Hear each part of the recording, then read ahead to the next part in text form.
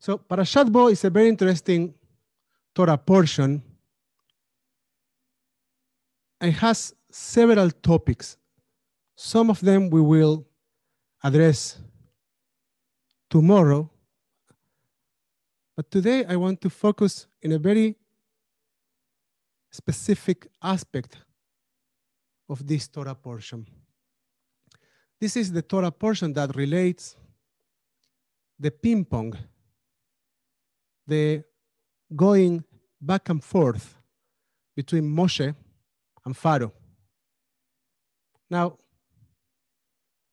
they don't seem to understand each other, right? Like their communication is not so great. Now, Moshe knows that from the very beginning.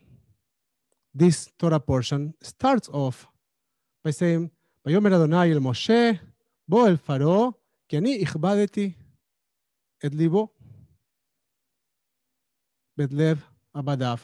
Then the Lord Yah said to Moses, go to Pharaoh, for I have hardened his heart and the hearts of his courtiers. Now, this is repeated over the Torah portion, this situation of the hardened heart of Pharaoh,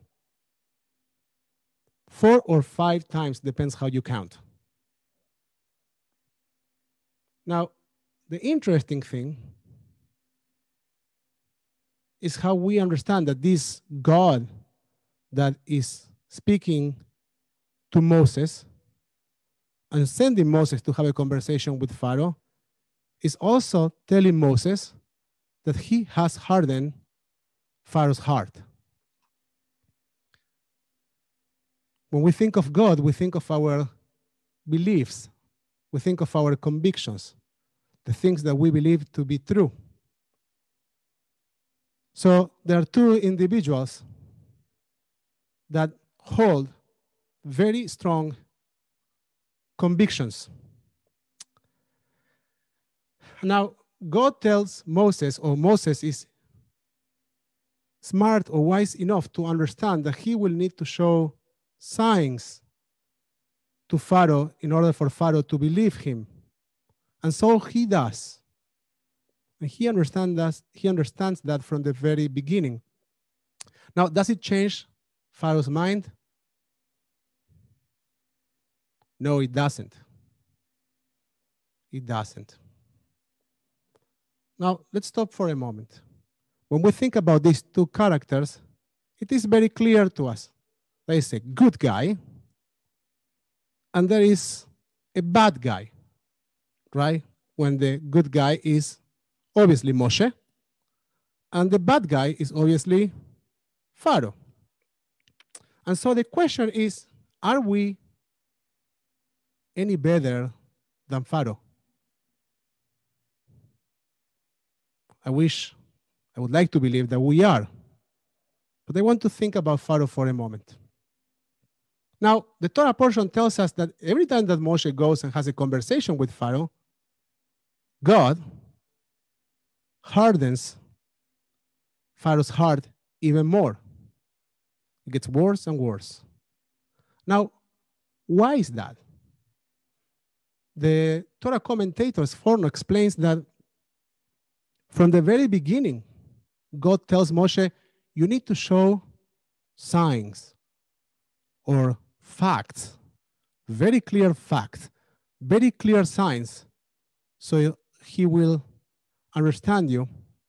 But on the other hand, Forno says, God knows, and so does Moshe, that Pharaoh's mind is made.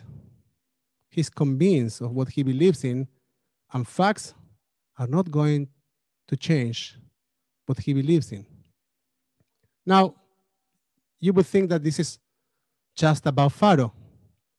And here's the bad news. It's actually a very common human behavior. And let me tell you, it's not a partisan one if you wanted to think that the right-wingers or the left-wingers, no. We all have that problem. We all have that problem. We get very attached to our beliefs. And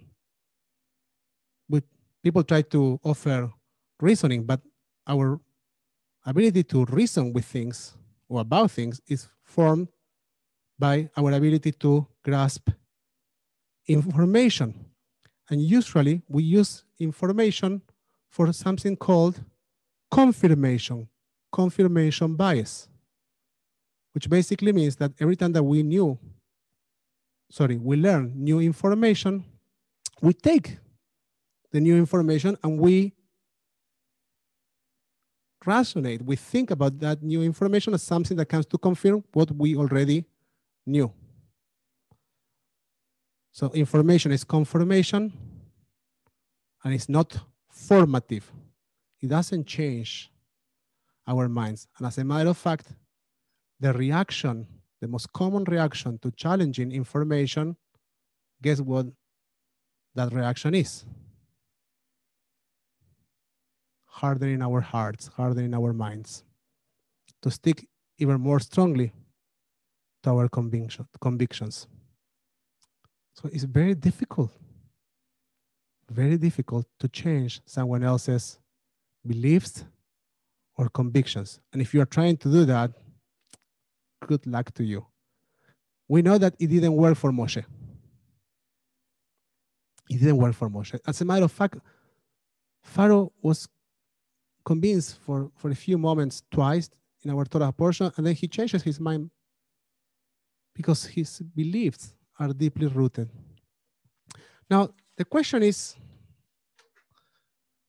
can we overcome this confirmation bias, or as it is called also in other places, my side bias? Can we affect that behavior? And here's the good news. Yes, we can. But you cannot affect that behavior in anyone else. You can just affect that behavior in yourself.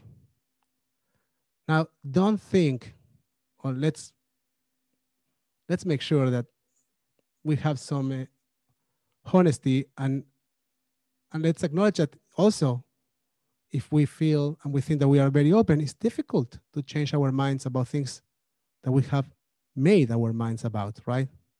Once we believe something, facts change very little for us. So Torah has a formula for that. And it comes actually from the prophet, from Micah. The same God that hardens Pharaoh's heart, and maybe our hearts, says the prophet, Agit lecha adam matov, uma Adonai doresh mincha. I will tell you, human being, what's good, oh man, what's good, and what God requires from you. Only to do justice and to love loving kindness, goodness,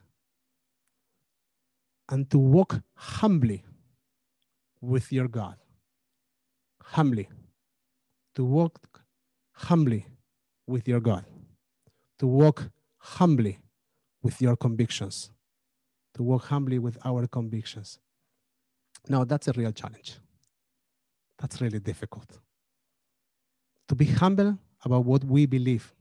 Now, what happened to Pharaoh and Moshe is that Moshe came to Pharaoh with a new reality, an alternative reality, a proposal that was completely out of Pharaoh's comfort zone. It was challenging the foundation of his society. So there's no surprise over the fact that it was very difficult to change Pharaoh's mind. And Moshe showed him signs, and that didn't matter because our convictions don't change so easily. However, if we decide that next to our convictions, we will add some humility. However, if we decide that we will look at ourselves and to what we believe in, understanding that there is nuance in this world, that there are other individuals that can see reality from a very different perspective, and that there is an opportunity to engage with them, to converse with them.